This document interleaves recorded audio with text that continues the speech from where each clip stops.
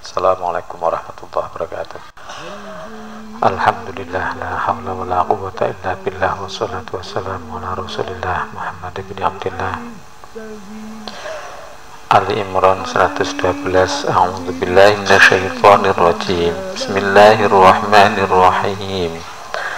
Duribat 'alaihimudz zillatu aynama thuqifu illa bihablim minallahi wa hablim minan nas wa ba'u bighadabin minallah wa duribat 'alaihimul maskanah dzalika bi annahum kanu yakfuruna bi ayatillahi wa yaqtuluna al-anbiya'a bighairi haqq dzalika bima 'asaw wa kanu ya'tadun.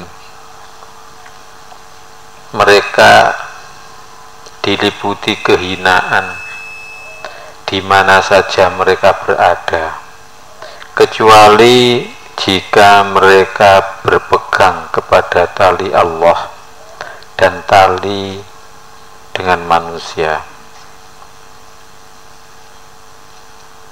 Maksudnya perlindungan yang ditetapkan oleh Allah dalam Al-Quran dan perlindungan yang diberikan oleh pemerintah Islam di atas mereka.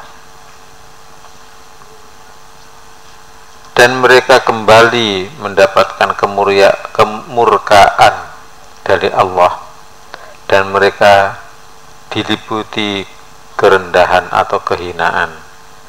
Yang demikian itu karena mereka kafir kepada ayat-ayat Allah dan membunuh para nabi tanpa alasan yang benar. Yang demikian itu disebabkan mereka durhaka dan melampaui batas. Duribat bisa dipukul, tapi di sini gampangnya diartikan diliputi. Alaihim atas mereka, az-zillatu kehinaan. Jadi orang ahli kitab Yahudi Nasrani itu diliputi kehinaan. Kita hindari memiliki sifat Yahudi Nasrani yang menyebabkan diliputi kehinaan di mana saja. Apa ulangi, duribat alaihimudz zillatu aynama thuqifu, dimanapun mereka dijumpai. Atau kita takut ancaman Allah, yaitu ditimpa kehinaan di mana saja. Bagaimana orang Yahudi dan Nasrani, orang ahli kitab. Jadi kalau Allah SWT mengancam, maka itu adalah untuk kita, ancaman untuk kita jika kita berbuat sesuatu yang diancamkan. Jadi olah batin itu adalah terus menerus takut pada yang diancamkan oleh Allah. Nomor 2, kita hanya takut ancaman Allah saja. Kita hanya takut pada ancaman Allah saja. Sebab ancaman Allah itu pasti menghinakan, pasti membahayakan. Ancaman Allah itu pasti membahayakan. Makanya ngaji seperti ini kita adalah dalam rangka memperkokoh takut ancaman Allah. Kita sholat agar memperkokoh takutnya kepada ancaman Allah. Mondok di pesantren agar takut pada ancaman Allah. Itu aja. Duribat alaihimudz zillatu aynama thuqifu. Mereka ditimpa kehinaan dimanapun juga mereka dijumpai. Makanya kita takut pada ancaman Allah. Kita hindari sifat Yahudi Nasrani. Illa bihablim minallahi wa hablim minan nas, kecuali apabila dengan tali dari Allah dan tali dari manusia. Maksudnya apa? Berpegang teguh pada tali atau perjanjian dengan Allah dan perjanjian dengan manusia. Satu, kita berusaha memperbaiki hubungan dengan Allah dan hubungan dengan manusia. Hablum minallah dan hablun minan nas. Ada orang yang berguru, kemudian pada waktu itu ada tahapan jazab. Jazab itu dia tidak ingat manusia, ingatnya pada Allah saja. Hablum minallah terus, jadi ingatnya pada Allah terus, itu namanya hablum minallah. Apakah hablum minallah itu aja yang bagus? Oh enggak, ya hablum minallah juga hablun minan nas, harus berhubungan dengan manusia karena kita masih di dunia. Hanya hablum minallah itu, hubungan dengan Allah itu adalah apa? Menghidupi atau menyebar kepada hablum minan nas. Kalau hablum minallah itu terus saja. Kemudian hablum minan nas tidak mesti. Sebab manusia itu ada yang suka air putih, ada yang suka apa? Es, ada yang suka apalagi kopi dan sebagainya. Maka kita hablum minan nas adalah sesuai dengan kondisinya. Makanya jutaan caranya. Tapi kalau hablum minallah terus menerus satu saja, ingat pada Allah terus. Makanya hablum minallah itu adalah menata niat. Jadi hati kita terus hablum minallah, tapi jasad kita, itu adalah hablun minan nas. Jadi hati terus ingat pada Allah, mengagungkan Allah, tetapi untuk jasad sesuai dengan yang dihadapi. Jika yang dihadapi itu suka disenyumi, ya senyum. Ya. Untuk melihat Allah dengan mata hati, tapi untuk melihat manusia ya dengan mata kepala, ya kan? Apa tadi cara mengamalnya? Oh ya, diteruskan aja. Hubungan dengan Allah, medianya hati, media utama. Media utamanya hati, kemudian hubungan dengan manusia, media utamanya ya apa aja? Jasad. Bagaimana sih hablum minallah itu kok dikatakan medianya hati? Karena itu berhubungan dengan niat gitu loh. Misalnya ada orang tanya, dia kok berani-beraninya mengorbankan dirinya untuk orang lain. Maka apakah begitu? Oh ya enggak, bukan mengorbankan diri untuk orang lain, tapi berkorban untuk agama Allah.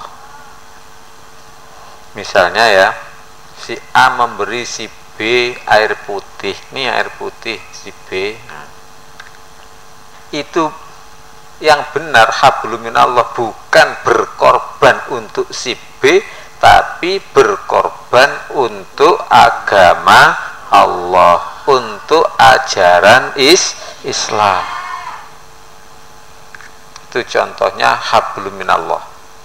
Media utamanya adalah apa? Hati. Melihat Allah ya hati medianya, mata hati. Jadi hatinya berkorban untuk aturan Allah ya kan, tapi jasadnya kelihatannya berkorban untuk orang lain. Para ulama itu menjalankan menjalankan kebaikan, tetapi hatinya adalah karena perintah Allah.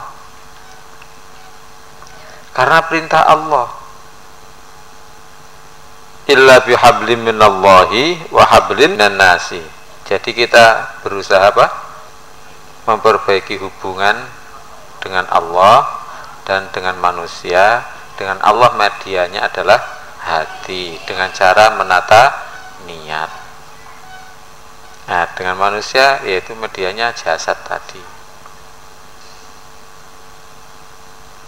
Seorang guru rela berkorban demi kepentingan muridnya, rela berkorban agar muridnya pinter, misalnya rela berkorban.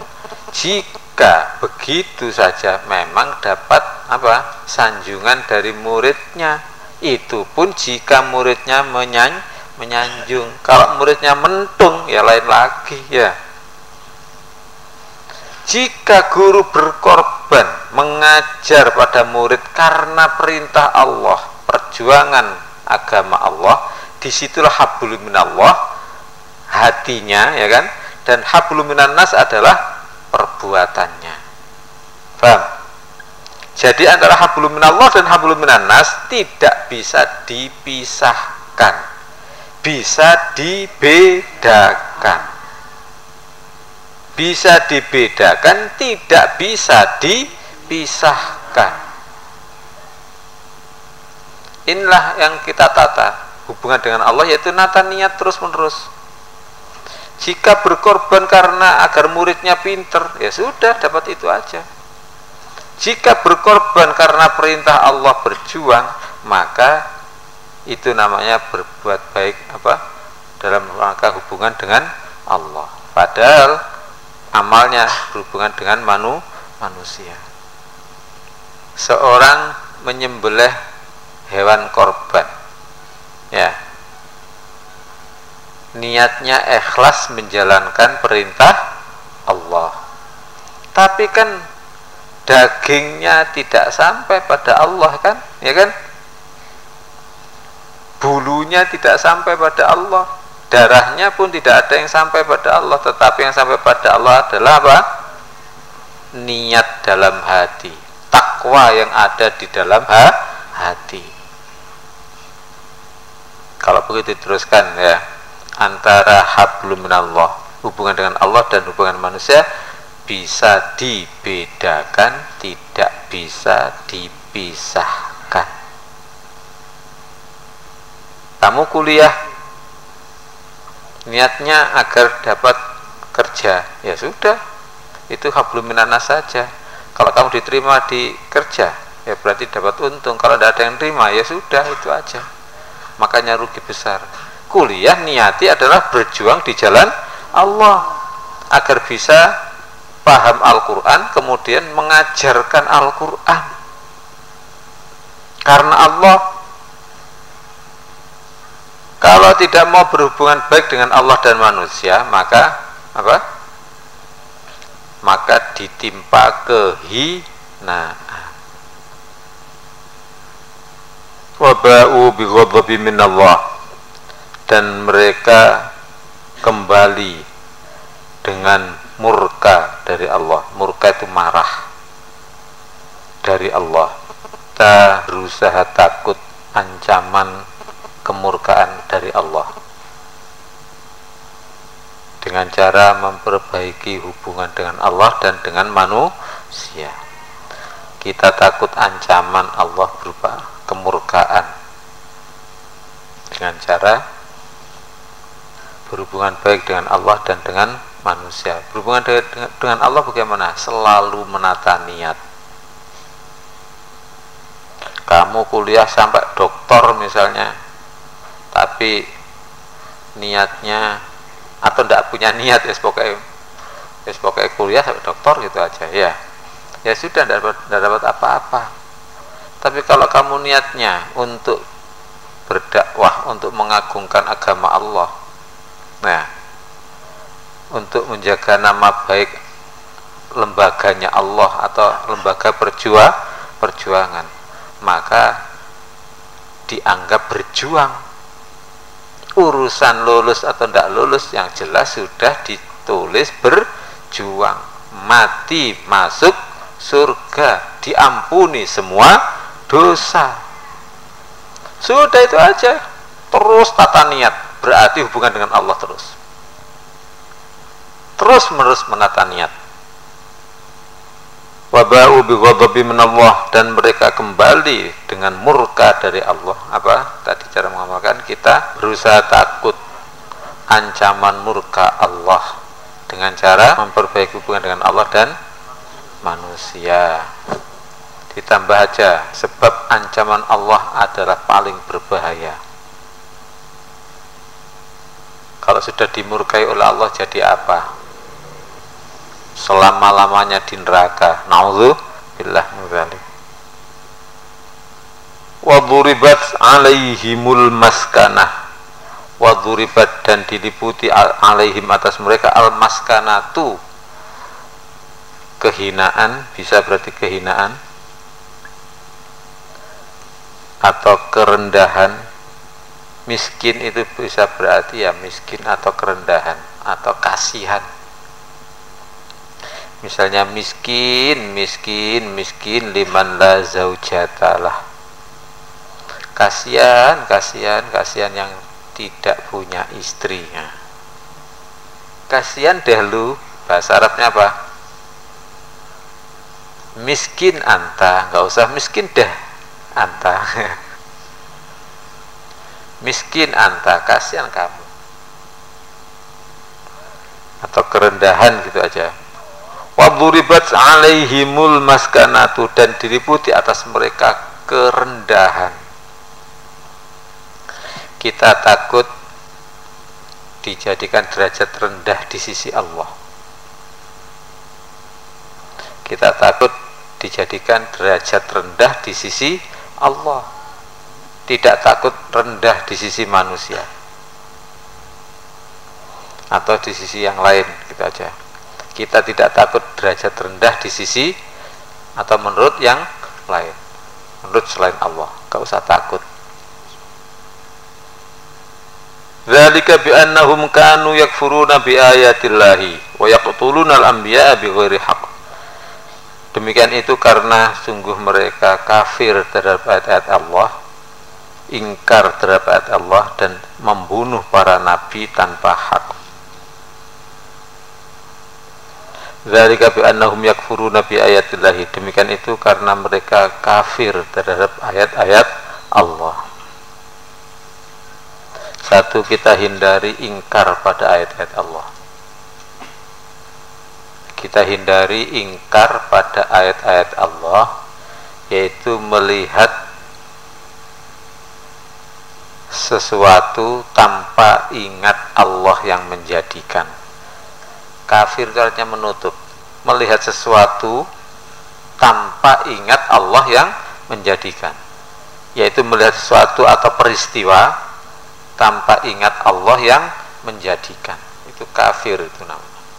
Misalnya ya, peristiwa Ustadz Sanusi Hendrik ya punya istri Desi misalnya, itu kan peristiwa. Punya istri itu kan peristiwa, tanpa ingat bahwa itu Allah yang menjadikan. Itu namanya kafir ya. Itu namanya kafir, menutup, tidak tembus kepada Allah ya. Itu tidak tembus kepada Allah, itu namanya kekafiran. Sekarang banyak mana kekafiran dan keimanan. Makanya kita perlu diampuni oleh Allah. Kalau tidak diampuni oleh Allah, waduh, neraka kita. Tapi kalau mau saja, mau diampuni oleh Allah, minta ampun dan kembali kepada keimanan, itu loh, 1 detik bisa menghapus dosa seumur hidup. Makanya jangan putus asa, segera kembali. Jangan putus asa. Waduh, dosa saya sudah banyak, enak mati saja, segera saya mati, sudah nggak di dunia lagi, nggak menambah dosa-dosa, sebab di dunia menambah dosa. Lo keliru itu. Di dunia itu tempatnya tobat.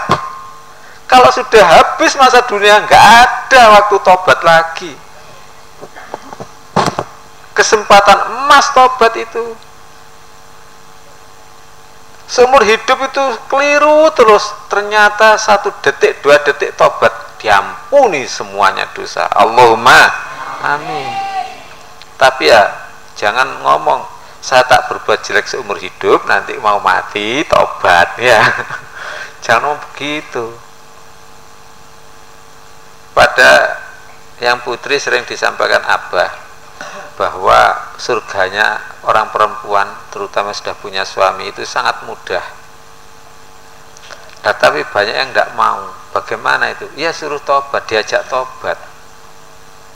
Walaupun seumur hidup itu berbuat salah terus, tapi sesekali dia tobat ya.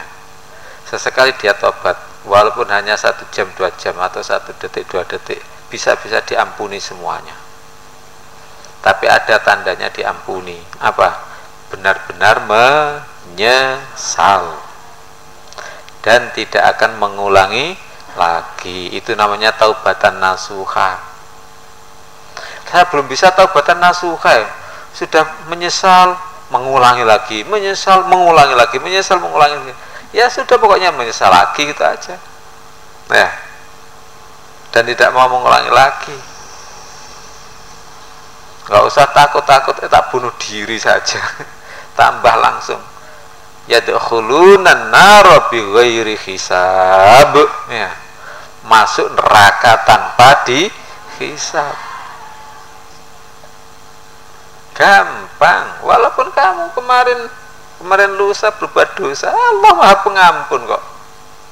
Ya tobatlah, menyesallah. Apa tadi? Dzalika bi annahum kanu yakfuruna bi ayatillahi, karena selalu ingkar pada ayat-ayat Allah. Satu apa?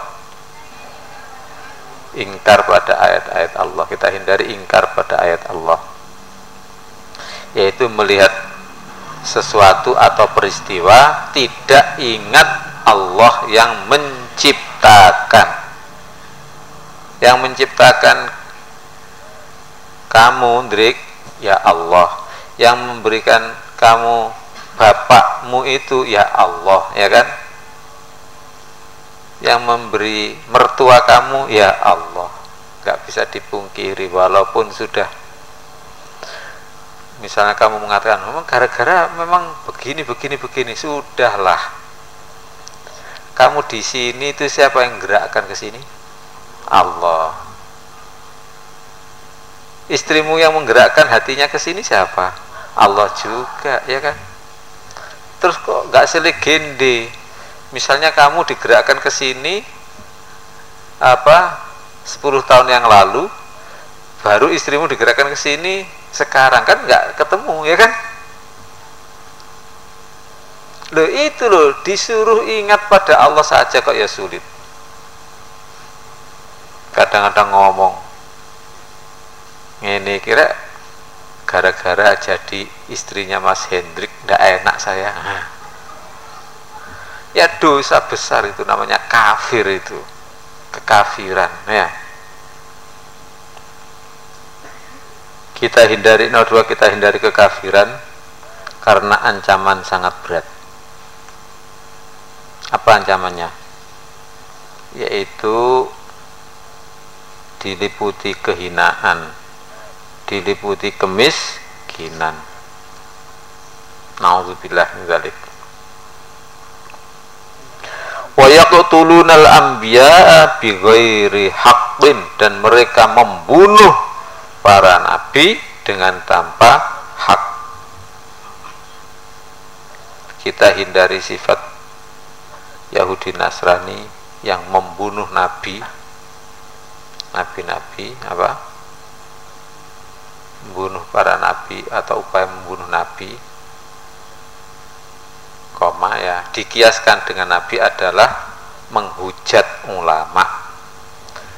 Gini aja, dikiaskan dengan membunuh adalah menghujat menghujat dan dikiaskan dengan nabi adalah ulama. Jadi hubungan dengan Allah itu jelek itu, kemudian hubungan dengan manusia yang utama adalah ulama atau nabi, itu jangan dihujat. Ya, orang jelek aja jangan dihujat. Wa yaqtulunal anbiya bi ghairi haqqin, dan mereka membunuh para nabi tanpa hak. Yaitu kita hindari apa? Membunuh nabi. Dikiaskan dengan membunuh adalah menghujat, dikiaskan dengan nabi adalah ulama.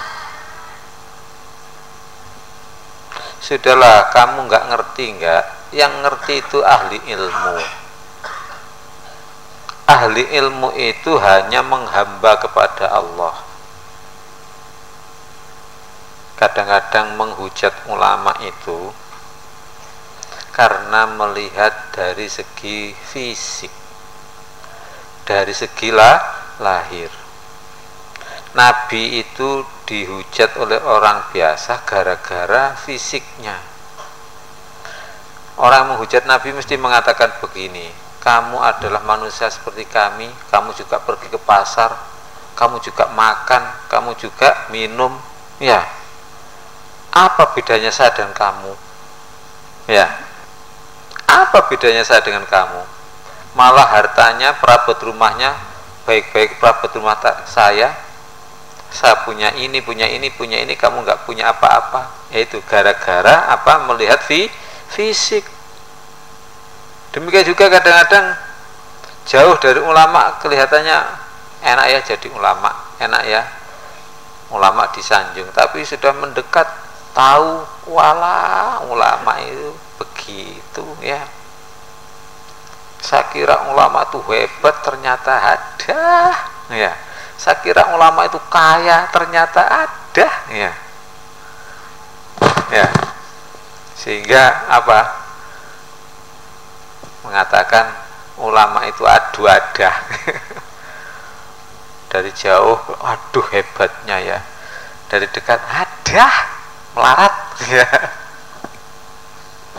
Itu gara-gara melihat fisik. Nah, apa yang dilihat kalau bukan fisik? Ya, lihatlah dengan hati. Tidak bisa, ya pokoknya jangan dihujat ulama gitu aja.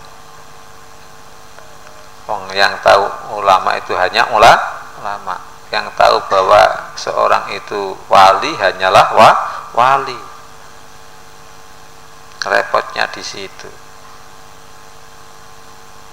Dzalika bima asaw wa kanu ya'tadun. Demikian itu karena apa? Mereka selalu durhaka, maksiat, dan mereka selalu bermusuhan atau selalu melampaui batas. Dzalika bima asaw. Demikian itu karena mereka apa? Maksiat. Tadi belum ya itu ya. Nomor 1 apa? Membunuh nabi.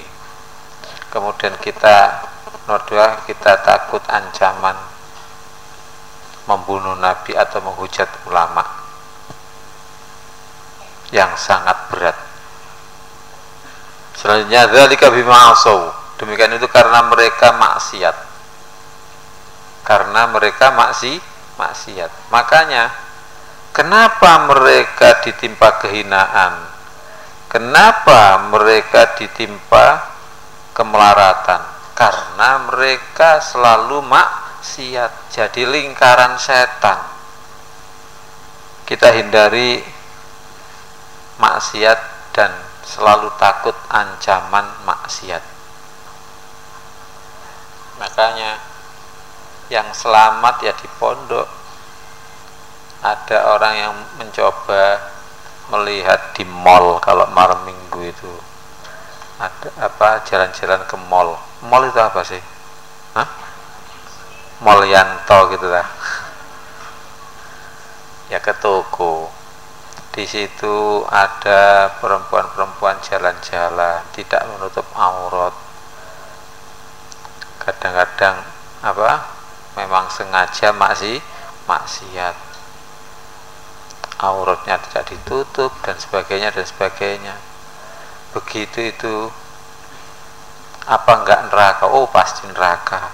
Sedetik pun begitu neraka, apalagi berdetik-detik. Kalau tidak tobat ya sudah neraka, kalau tidak diampuni.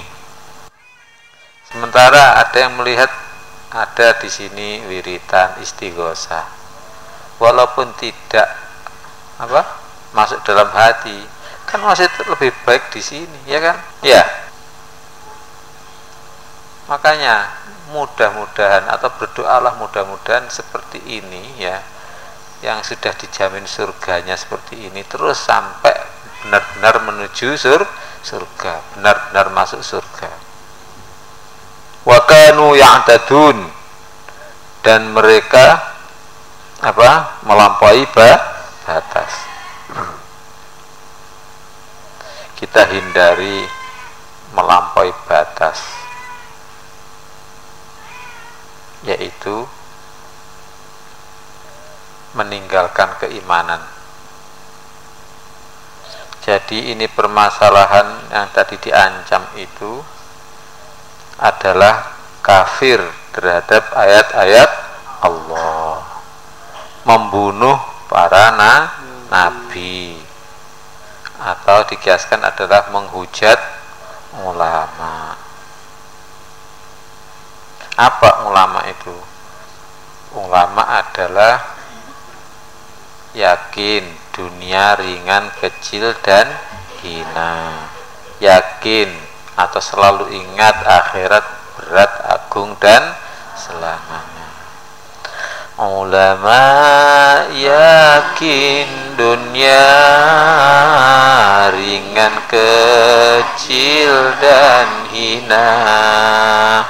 Ulama yakin dunia ringan, kecil, dan hina.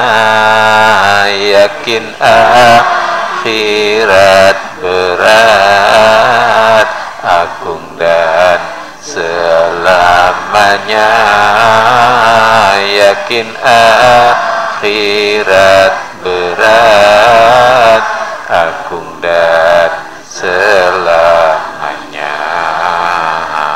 Ulama bagaikan rasul, ulama gantikan rasul. Ulama bagaikan rasul, ulama gantikan rasul. Ulama bimbingan Tuhan di jalan kebenaran. Ulama bimbingan Tuhan di jalan kebenaran. Ulama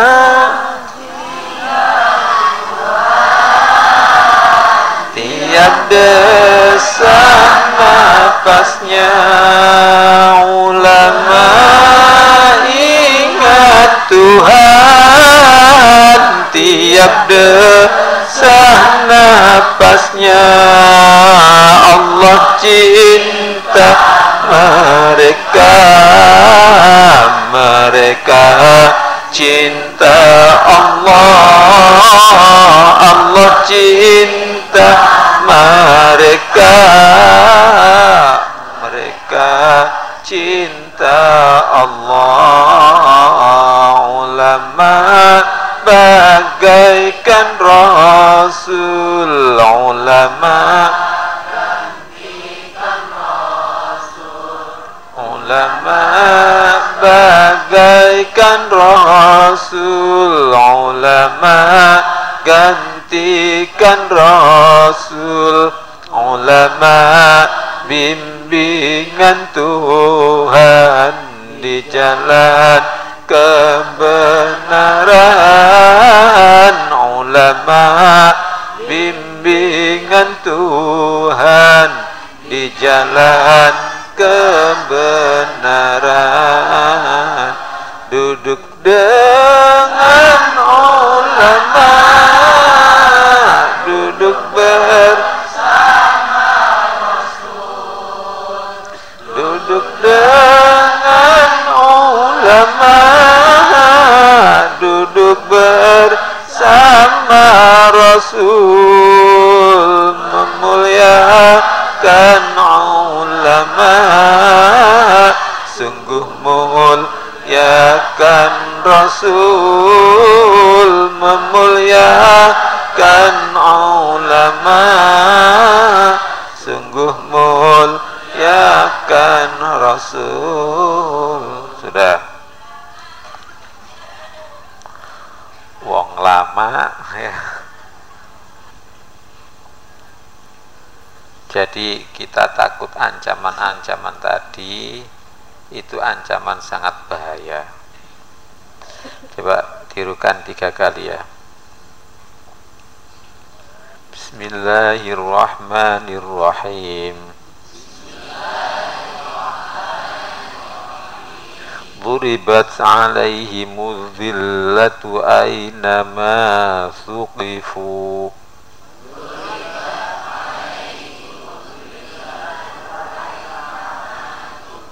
Sudah 1 kali aja.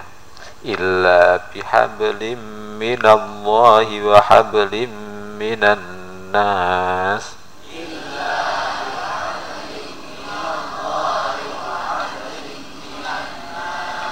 Wa ba'u bighadabin minallah.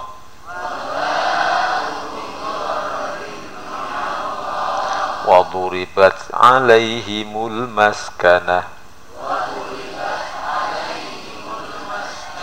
Dzalika bi annahum kanu yakfuruna bi ayatillah.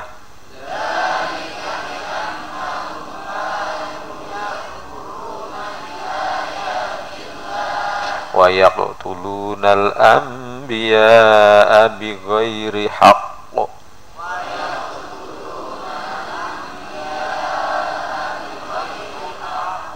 Dzalika bima 'asaw wa kanu ya'tadun.